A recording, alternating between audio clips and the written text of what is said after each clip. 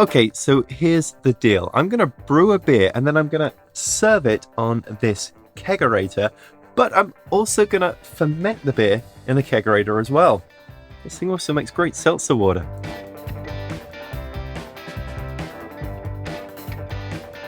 So before we can make use of the kegerator, still need to brew the beer. And to make that work, I've got my grains here. And this beer style Grisette, it's native to the mining regions of France and Belgium. And it's really a sort of a derivative of a farmhouse style ale, or a sort of a Saison type beer.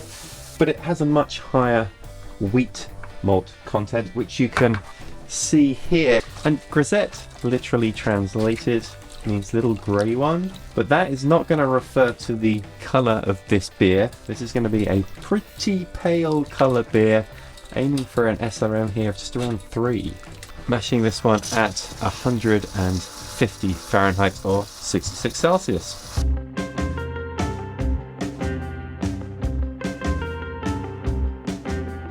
So this is a kegerator provided to me by Newair. It's basically like a mini fridge, but it fits kegs. I've got 2 corny kegs in here. Those connect up to this tower with a single tap, but as you could see, there's room for 2 kegs, so you could upgrade this tower perhaps and have 2 taps as well. There's some temperature control on the front, and then on the back, we have a CO2 canister, and that runs through a hole in the back, and they did actually provide a second hole in the back here for upgrades. That might come in handy in a little bit. This was designed for commercial kegs, but it was very easy to adapt this to work with corny kegs, thanks to my friends at Atlantic Brew Supply. But what I want to do today is to not just serve stuff out of here, but to use this as a fermentation chamber as well. As for the recipe for today's beer, this is quite a sessionable beer, looking at an original gravity of 1040, so around 4.2%. And in the grist is 63% of 6-row malt, and that is combined with 25% of pale wheat malt and 12% of flaked oats. And the fermentation vessel of choice for today is a corny keg. This is going to be perfect to fit into the kegerator. I have modified this corny keg just slightly, so the dip tube is actually slightly shorter. I just took a Dremel and just took off maybe the last inch of the dip tube.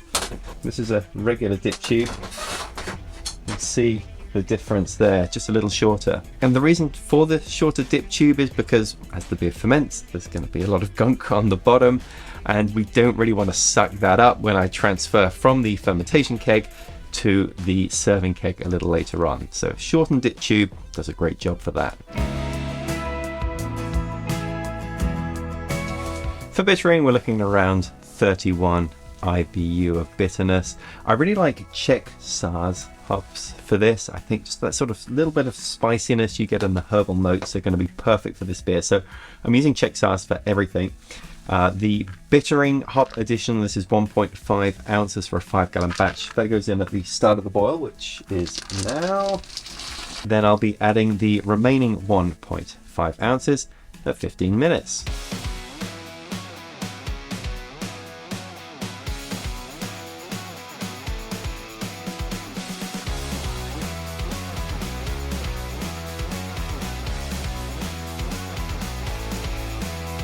Okay, have the beer in the sanitized corny keg, and now I'm going to add in my yeast. So for this one, a Saison style yeast is probably the best option for a Grisette, and I'm using Belgian Saison 2.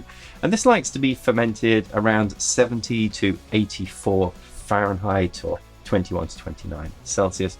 I want to go on the low end of that, around 70 Fahrenheit.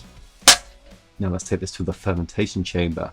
Now, I was expecting to use a temperature controller to maintain fermentation temperatures in this fridge, which is normally what I have to do with all of my chest freezers. But this guy just lets me set the temperature to whatever I want at the front and then maintains the temperature for me. So basically built-in temperature controller, I've set it to 70 Fahrenheit. The keg is in the keezer now.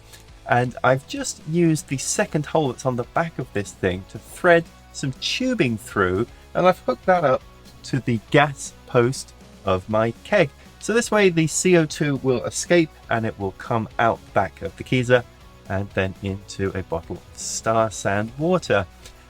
There's plenty of room for it in the Kegerator itself, but this way I can keep this thing closed and still monitor fermentation, and also the CO2 will not get stuck in the fridge, which can sometimes be a bit smelly. So all I've got to do now is wait a few weeks. The Kegerator worked great as a fermentation chamber. I disconnected my gas post to not suck up any Star San and then set the temperature to 38 Fahrenheit for a cold crash.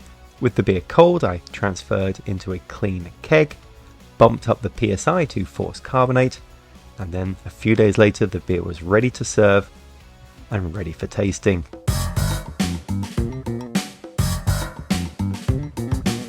Okay, so poured the beer out of the Kegerator, finally using it for its intended purpose. Well, you did the pouring. Did it work out all right? I kind of liked it.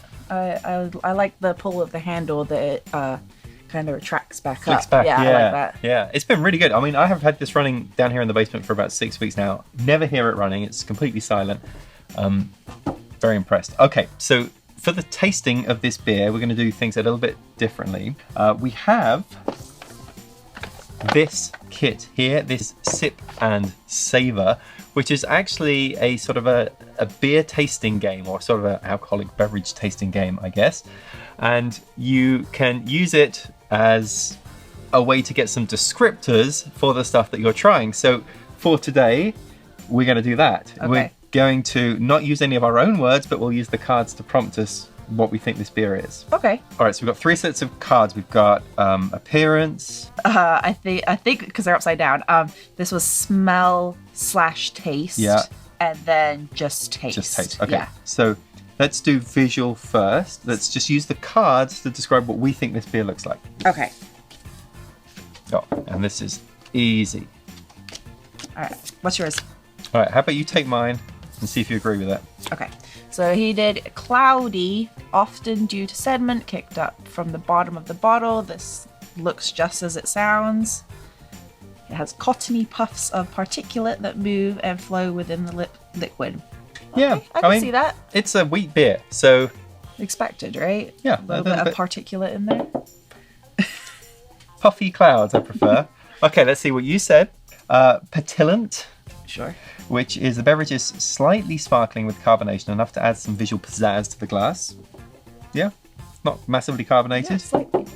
And then hazy, murkiness so fine it cannot be identified as particulate. I think hazy is a better description than cloudy. Okay, you kind of win that round.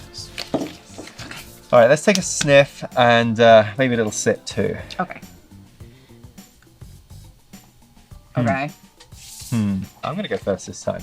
So light, airy, delicate, refreshing, easy sipper. Absolutely, absolutely. Caramel, sticky, sweet, and with some hints of butterscotch. Absolutely not. You don't think so? I do not agree with that assessment. All right, so you got cereal.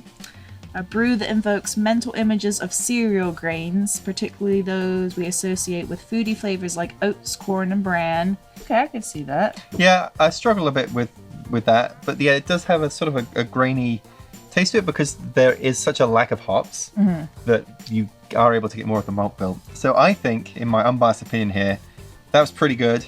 Light was very good, for sure. but you kind of lost a point for saying caramel. So now we're tied at 1 each. Okay. So this will decide things. This is just the taste, is it? Yeah, this was taste. Taste, Which I'm gonna make okay. some more. So you have chalky. Noticeable chalky note akin to fresh gravel. It talked about the sort of the white grape blends and that sort of white wininess. Yeah, like Sauvignon Blanc. Okay. Yeah, so a touch of that maybe in there. Similar to minerally. Yeah. Okay. Yeah. Okay, so you have got satiny. This textural sensation is similar to silkiness, but has a bit of grain to the mouthfeel. Brew is smooth, not rough at all. That's a really good one. I would say that fits it. That's a good word. Smooth. Yeah, glossy, soft, possibly even creamy. Not creamy, but it is smooth. I always feel like wheat beers do have that sort of soft mouthfeel to them. I like their descriptions when they have it, like the gravelly one. This one says one might think of the texture of gravel versus carpet versus fresh vinyl. It's like very well thought out, like to make you think. So we saying this is carpet? No, I would say this is more fresh vinyl. Fresh vinyl. Wonderful. It's very smooth. And then silky, a textural sensation of the brew sliding over the tongue like fine silk drifts over the... Okay, this is the one. That is a wheat beer. Silky? Yes, silky. This is got a silky mouthfeel. Silky and satiny. Regretfully, I think I'm going to have to give you the round there and the game. Congratulations. Awesome. Thank you.